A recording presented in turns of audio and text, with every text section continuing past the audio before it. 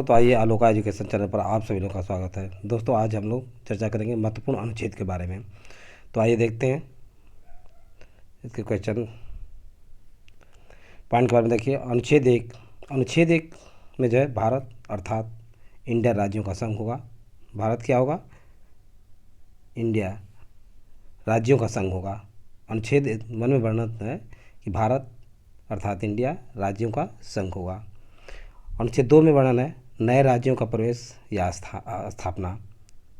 अनुच्छेद 2 में संविधान बना है कि नए राज्यों का प्रवेश या स्थापना। नेक्स्ट,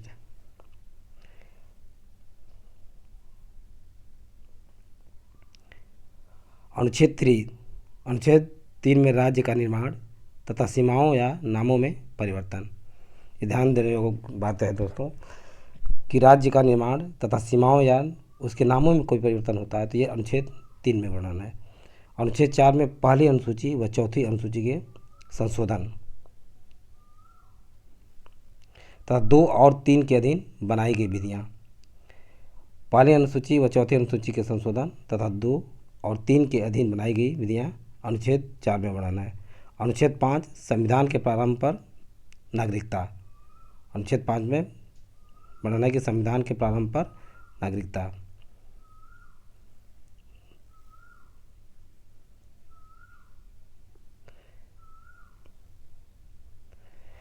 भारत आने वाले अनुच्छेद 6 में भारत आने वाले व्यक्तियों को नागरिकता एक कदम सहयोग की ओर। यानी अनुच्छेद 5 में संविधान के प्रारंभ पर नागरिकता है। अनुच्छेद 6 भारत आने वाले व्यक्तियों को नागरिकता।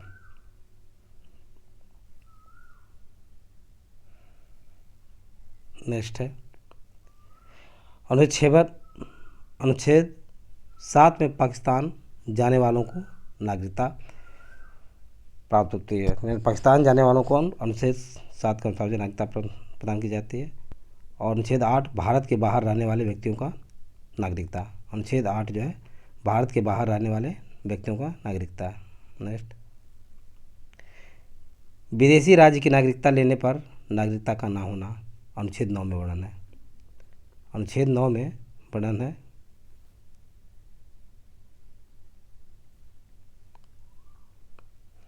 विदेशी राज्य की नागरिकता लेने पर नागरिकता का ना होना, ये अनुच्छेद 9 में वर्णन है। अनुच्छेद 10 है नागरिकता के अधिकारों का बना रहना। अनुच्छेद 10 में नागरिकता के अधिकारों का बना रहना वर्णन है।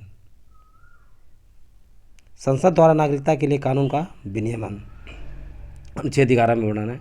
अनुच्छेद 12 में राज्य की परिभाषा। अनुच्छेद 11 में जो है संसद द्वारा नागरिकता के लिए कानून का विनियमन। अनुच्छेद 12 राज्य की परिभाषा का वर्णन करता है। नेक्स्ट,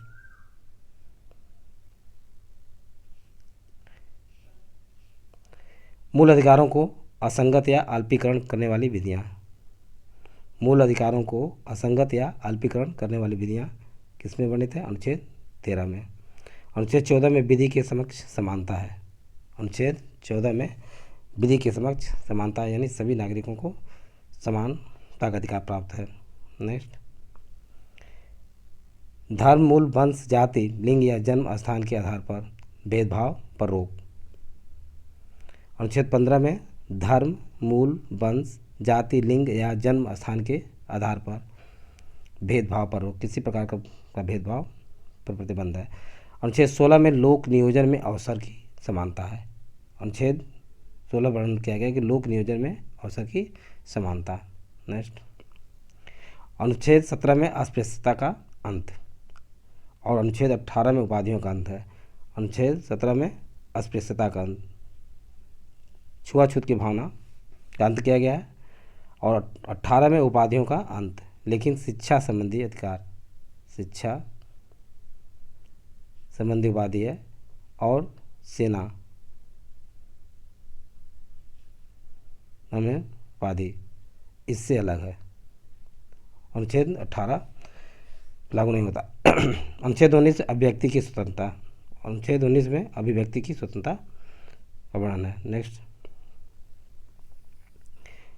अनुच्छेद 19 ए सूचना का अधिकार है। अनुच्छेद 19A में सूचना का अधिकार है। नेक्स्ट, अनुच्छेद 20 अपराधों के दोष सिद्धि के संबंध में संरक्षण है। अनुच्छेद 20 जो है अपराधों के दोष सिद्धि के संबंध में संरक्षण है। अनुच्छेद 21 प्राण दैहिक स्वतंत्रता का संरक्षण प्रदान करता है। नेक्स्ट, अनुच्छेद 21A 6 से 14 वर्ष के बच्चों को शिक्षा का अधिकार है। अनुच्छेद 21A में 6 से कितने वर्ष के बच्चों को 6 से 14 वर्ष के बच्चों को शिक्षा का अधिकार प्राप्त है। नोट है, निजता का अधिकार भी अनुच्छेद 21 के अंतर्गत ही आता है। अनुच्छेद 21 के अंतर्गत निजता का अधिकार भी आता है। नेक्स्ट, कुछ दशाओं में गिरफ्तारी से संरक्षण। कुछ दशाओं में गिरफ्तारी से संरक्षण अनुच्छेद 22 में वर्णन करता है। अनुच्छेद 22 में कुछ दशाओं में गिरफ्तारी से संरक्षण का अनुबंध करता है। अनुच्छेद 23 मानव के दुर्व्यवहार बेगारी एवं बलात्कार श्रम पर प्रतिबंध। अनुच्छेद 23 में यह वर्णन है कि मानव के दुर्व्यवहार बेगारी एवं बलात्कार श्रम पर किसी को जबरदस्ती आप श्रम नहीं करा सकते, इन बातों को अनुच्छेद 23 में वर्णन किया गया है। नेक्स्ट, अनुच्छेद 24 14 वर्ष से कम आयु के बच्चों को। अनुच्छेद 24 जो है क्या प्रतिबंध करता है? 14 वर्ष से कम आयु के बच्चों को कारखानों में, खान या किसी खतरनाक उद्योग में कार्य नहीं कराया जा सकता है। अनुच्छेद 24 से ये प्रतिबंध करता है कि 14 वर्ष से यदि कम आयु के बच्चे हों तो कारखानों में, खान या किसी खतरनाक उद्योग में काम उनसे नहीं कराया जा सकता। नेक्स्ट, धर्म का आचरण और प्रचार की स्वतंत्रता। अनुच्छेद 25 में धर्म का आचरण और प्रचार की स्वतंत्रता है। अनुच्छेद 26 में धार्मिक कार्यों के प्रबंध की स्वतंत्रता है। अनुच्छेद 26 से हमें मूल अधिकार देता है कि धार्मिक कार्यों के प्रबंध की स्वतंत्रता प्राप्त है।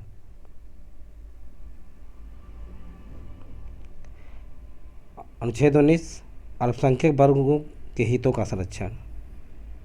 अनुच्छेद 29 अल्पसंख्यक वर्गों के हितों का संरक्षण प्राप्त है। अनुच्छेद 30 जो वर्णन करता है कि शिक्षा संस्थाओं की स्थापना और प्रशासन करने का अल्पसंख्यक वर्गों का अधिकार है। शिक्षा संस्थाओं की स्थापना और प्रशासन करने का अल्पसंख्यक वर्गों का अधिकार है। नेक्स्ट है अनुच्छेद 32 संवैधानिक उपचारों का अधिकार, संविधान की आत्मा। अनुच्छेद 32 में जो संवैधानिक उपचारों का अधिकार और इसे संविधान की आत्मा भी कहा जाता है। नेक्स्ट, अनुच्छेद 39 से सभी के लिए समान न्याय एवं निःशुल्क कानूनी सहायता की व्यवस्था राज्य सरकार करेगी। अनुच्छेद 39 से में वर्णन है कि सभी के लिए समान न्याय, जो भी भारत के नागरिक हैं उन्हें समान न्याय एवं निःशुल्क कानूनी सहायता, यानी कानून की जो सहायता होगी वो निःशुल्क होगी की व्यवस्था ये कौन करेगी? राज्य सरकार करेगी। अनुच्छेद 40 में ग्राम पंचायतों का संगठन है। अनुच्छेद 40 में ग्राम पंचायतों का संगठन है। अनुच्छेद 44 समान नागरिकता का, तो अनुच्छेद 44 में समान नागरिक संहिता है। और अनुच्छेद 48 कृषि और पशुपालन संगठन का वर्णन है। अनुच्छेद 48 में कृषि और पशुपालन संगठन का वर्णन है। नेक्स्ट है अनुच्छेद 48 में पर्यावरण, अनुच्छेद 48 में पर्यावरण, वन तथा वन जीवों की रक्षा करने का प्रावधान है। अनुच्छेद 49 राष्ट्रीय स्मारक स्थानों और वस्तुओं का संरक्षण। राष्ट्रीय स्मारक स्थानों और वस्तुओं का संरक्षण अनुच्छेद 49 में प्रदान करता है। नेक्स्ट, कार्यपालिका से न्यायपालिका का पृथक्करण। अनुच्छेद 50 में प्रावधान है कि कार्यपालिका से न्यायपालिका का पृथक्करण। अनुच्छेद 51 अंतर्राष्ट्रीय शांति और सुरक्षा प्रदान, अंतर्राष्ट्रीय शांति और सुरक्षा का वर्णन अनुच्छेद 51 में है। नेक्स्ट, अनुच्छेद 51 में मूल कर्तव्य का वर्णन किया गया है। ये मूल कर्तव्य हमारे जो है सोवियत संघ से लिए गए हैं। अनुच्छेद 52 भारत का राष्ट्रपति। अनुच्छेद 52 में भारत का राष्ट्रपति का वर्णन है। आइए देखते हैं आगे। अनुच्छेद 53 संघ की कार्यपालिका शक्ति। अनुच्छेद 53 संघ की कार्यपालिका शक्ति। अनुच्छेद 54 में राष्ट्रपति का निर्वाचन का उल्लेख है। अनुच्छेद 55 राष्ट्रपति की निर्वाचन प्रणाली। अनुच्छेद 55 में राष्ट्रपति की निर्वाचन प्रणाली का वर्णन है। अनुच्छेद 54 राष्ट्रपति का निर्वाचन।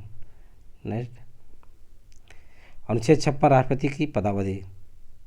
अनुच्छेद 56 में राष्ट्रपति की पदावधि के बारे में वर्णन है। अनुच्छेद 57 में पुनर्निर्वाचन के लिए पात्रता। अनुच्छेद 57 ये प्रावधान करता है कि राष्ट्रपति के पुनर्निर्वाचन के लिए पात्रता। अनुच्छेद 58 राष्ट्रपति निर्वाचित होने के लिए अर्हताएँ। अनुच्छेद 58 राष्ट्रपति निर्वाचित होने के लिए अर्हताएँ। अनुच्छेद 60 राष्ट्रपति की शपथ। अनुच्छेद 60 में राष्ट्रपति की शपथ का वर्णन है। अनुच्छेद 61 ये प्रावधान किया कि राष्ट्रपति पर महाभियोग चलाने की प्रक्रिया। अनुच्छेद 61 के तहत राष्ट्रपति पर महाभियोग चलाया जा सकता है। अनुच्छेद 63 भारत का उपराष्ट्रपति होगा, यानी अनुच्छेद 63 भारत का उपराष्ट्रपति। अनुच्छेद 64 में उपराष्ट्रपति का राज्यसभा का पदेन सभापति होना। अनुच्छेद 64 में उपराष्ट्रपति राज्यसभा का पदेन सभापति होना। अनुच्छेद 65 राष्ट्रपति के पद की रिक्ति। राष्ट्रपति के पद की रिक्ति पर उपराष्ट्रपति के कार्य। अगर राष्ट्रपति के पद की रिक्ति होती है उस पर उपराष्ट्रपति के कार्य अनुच्छेद 65 में वर्णन है। अनुच्छेद 66 उपराष्ट्रपति का निर्वाचन। अनुच्छेद 66 में उपराष्ट्रपति का निर्वाचन है। अनुच्छेद 67 उपराष्ट्रपति की पदावधि। अनुच्छेद 67 है उपराष्ट्रपति की पदावधि के बारे में वर्णन है। अनुच्छेद 68 में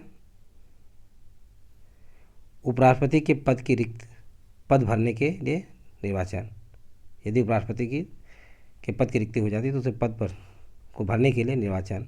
अनुच्छेद 69 में उपराष्ट्रपति द्वारा शपथ। भारत का उपराष्ट्रपति अनुच्छेद 69 के तहत शपथ लेता है। अन्य आकस्मिकता में राष्ट्रपति के कर्तव्यों का निर्वहन। अनुच्छेद 70 अन्य आकस्मिकता में राष्ट्रपति के कर्तव्यों का निर्वहन है।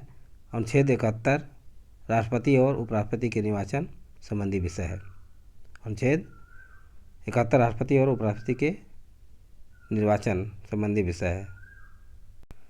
नेक्स्ट है अनुच्छेद 72 क्षमादान की शक्ति।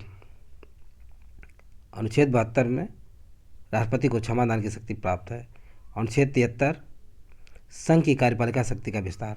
अनुच्छेद 73 में संघ की कार्यपालिका शक्ति के विस्तार का वर्णन है। अनुच्छेद 74 ये प्रावधान करता है कि राष्ट्रपति को सलाह देने के लिए मंत्रिपरिषद। अनुच्छेद 74 में राष्ट्रपति को सलाह देने के लिए मंत्रिपरिषद का व्यवस्था की गई है। नेक्स्ट, मंत्रियों अनुच्छेद 75 मंत्रियों के बारे में उपबंध। अनुच्छेद 76 जो है भारत का महान्यायवादी। अनुच्छेद 76 में भारत का महान्यायवादी, जिसे अटॉर्नी जनरल भी कहा जाता है, अटॉर्नी जनरल, भारत का महान्यायवादी अनुच्छेद 76 के तहत वर्णन है। अनुच्छेद 77 भारत सरकार के कार्य का संचालन। अनुच्छेद 77 भारत सरकार के कार्य का संचालन है। और अनुच्छेद 78 राष्ट्रपति को जानकारी देने के प्रधानमंत्री के कर्तव्य हैं। अनुच्छेद 78 राष्ट्रपति को जानकारी देने के प्रधानमंत्री के कर्तव्य है।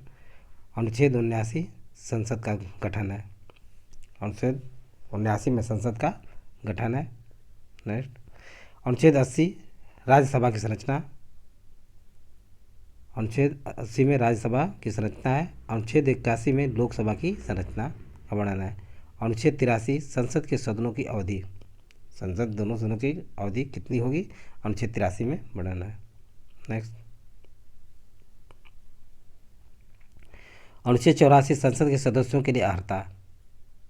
अनुच्छेद 84 में प्रावधान है कि संसद के सदस्यों की योग्यता क्या होनी चाहिए। अनुच्छेद 85 ये निर्देश करता है कि संसद का सत्र 17वां साल और विघटन अनुच्छेद 85 संसद का सत्र 17वां और विघटन किसके तहत मतलब संसद का सत्र और 17वां और विघटन किया जा सकता है? तो अनुच्छेद 85 के तहत। अनुच्छेद 87 राष्ट्रपति का विशेष अभिभाषण।